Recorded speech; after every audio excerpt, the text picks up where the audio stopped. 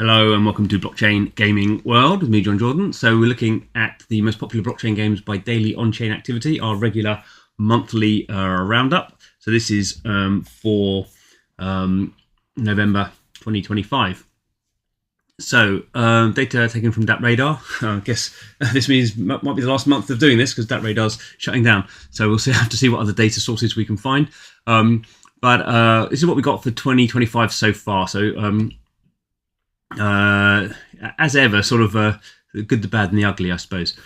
So we start up here. Obviously, we see in yellow Pixels, the farming RPG, social sort of RPG on Ronin, started the year about 300,000 daily active unique wallet. So every dot here is a day, and on that day, how many wallets interacted with the smart contracts that make up Pixels. Obviously, a whole bunch of bots in here. And that's why you see this sort of big decline. Also, extractive players who are basically just playing the game to get the pixel token to sell the pixel token. So over the year, this has dropped down quite a lot. So we go from 300,000 effectively down to about 30,000, under 30,000 now. So 90% drop. And that's happened partly because Pixels have tightened up how they give out their rewards. So that's often the big thing for blockchain games when we're looking at this sort of data is, have they changed their reward structure? They start giving away more tokens for free or for cheap? Is the token price going up or down? These are some of the big influences that change these look at these graphs. And obviously for 2025, the token price for all these games has gone down massively. So that's just an underlying issue that will discourage some people from playing the game. Obviously, with every game, you have sort of people who just want to play to get money. You have some people who want to play because they love the game, and there's sort of a spectrum in the middle of those two things. So token price can be a big impact. So anyway, Pixels all the way down. They're looking to do a sort of a reboot at the moment around sort of a reward structure. That's really what they've been doing for sort of most of this year, but it sort of takes time. So they're there. Also down here is Chronicles. So again, didn't start the year as high as Pixels, but started the year around about 100,000. It's come down pretty steadily. There's no clear reason why that's happened. It's not sort of changed anything. The token price has sort of come down. There's not really been much activity on there, so it's a game that's sort of pretty much now if you play it, it's sort of pretty much now the same now as it was at the start of the year. So I think a general sort of churning of player base there as well. And again, it's sort of currently gone from about 80,000 down to about 20,000. In the middle here, in green, we have Axie. I won't talk about that one because I'm going to look at that in more detail in the next graph. And in blue, we have Alien Worlds, which actually ends up as the most popular blockchain game in terms of on-chain activities. It's not really a game so much as a sort of online sort of gamified community. Lots of bots in there. Token price, as all these other games, has gone down a lot. So people aren't playing this for tokens, although there may be some just bots just taking it out and extracting it. But it's also some interesting DAO stuff. So actually, Alien Worlds is the best example of a sort of a small gaming DAO. There's 9 planets, I think, in the game at the moment, 8 or 9, and each of those have some DAO qualities. So some stuff going on there. And finally, we have in orange here MapleStory N. So this launched in the middle of May. Got up to about 80,000. A lot of bots, so they've had a big issue, or they talk a lot about banning bots. They've banned 640,000 accounts, so it's about a third of the accounts they've had. Accounts are different to sort of on-chain active wallets, broadly the same, but this is the daily amount, and obviously you have a lifetime amount as well, which would be over the lifetime of the project. Anyway. So it got down to about as low as 50,000. It's now sort of 60-ish thousand. So we can see here it's actually about the same as Axie Infinity at the moment. So MapleStory N has been pretty steady for the last couple of months. Dropped down a little bit. As I say, I think the main issue here is how the activity drops are mainly based around how they are banning accounts and how sort of bot accounts or nefarious accounts sort of try and get around those situations. that broadly we can say Alien World's about 100,000, Axie and MapleStory about 60,000, Pixels and Nine Chronicles about 20,000. So obviously there's other blockchain games out there, but these are sort of the main ones we looked at this year. Okay, so what happened to Axie? As we can see, it started off this is 2024 actually, so it's going back 2 years. It started off with about, pretty low, so like 20,000 daily active unique wallets. Then they started this new reward system where basically effectively you could get some AXS token for free. So unsurprisingly, when you give away tokens for free, massive big jump up here. So it tripled its audience, more than tripled its audience.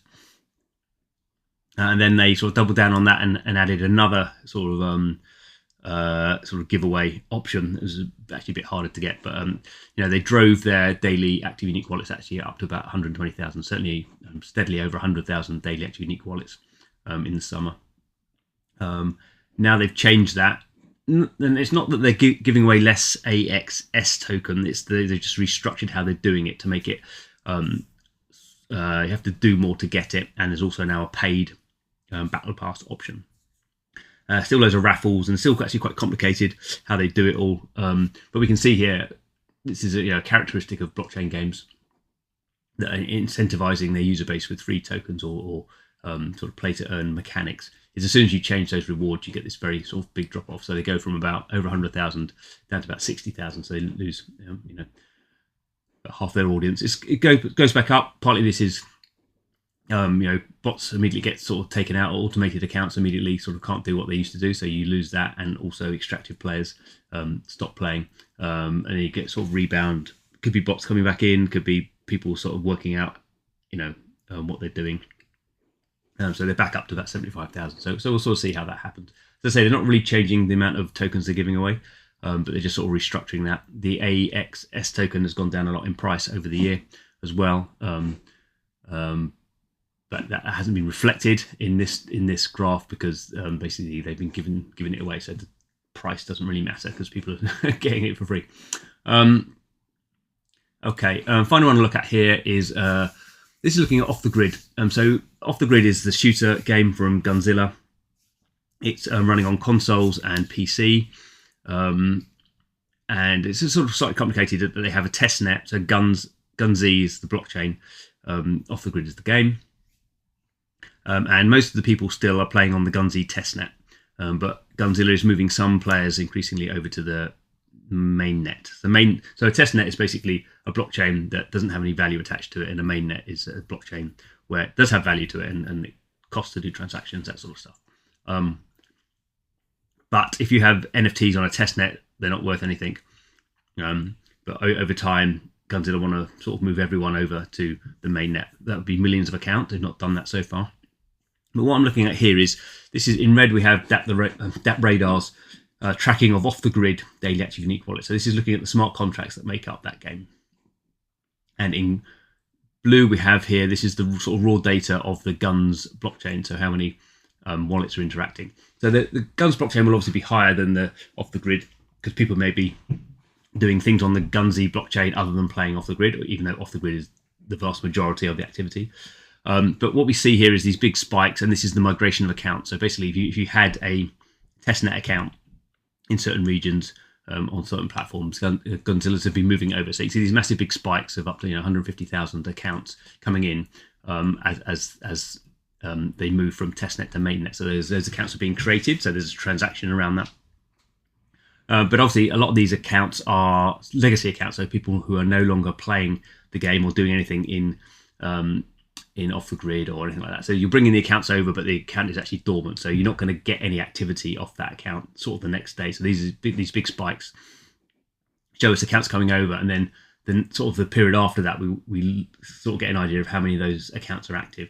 So clearly, from down here, back in sort of September, we had very small amounts, thousands of accounts, and here into November we have either tens of thousands of accounts or maybe 10, 15,000 accounts here. So there has clearly been a sort of a big increase, but we can see the number of people playing the game is much smaller than the number of people just interacting with the blockchain, and a lot of these maybe sort of legacy accounts. So that gives us an idea that of the millions of people the millions of accounts that have been created on the testnet, you're looking at a ratio of maybe sort of only 10% of those are going to be active accounts. So hard to judge, but it's definitely not the case that 15 million players are going to be onboarding to the mainnet over time, and we can see that off the grid. This is not the majority of its players. This is basically the players playing on PC in the EU, so it's a very small sort of subset. But these are tens of thousands, not hundreds of thousands of players. And there is this sort of idea whether the console players will ever be moved over to the testnet, to the mainnet. It's not very clear to me that what situation arises from that, because at that point all the stuff on the console platforms becomes sort of valuable. So I'm not quite sure what Sony and Microsoft's view of that is. We will wait to see. But it's been sort of clear Gunzilla has been talking about the PC side of stuff, not the console side of stuff. So a little bit unclear. Anyway, that's what we've got at the moment. So I hope you enjoyed that. Please come back and see if we can get any data next month, and we'll see you then.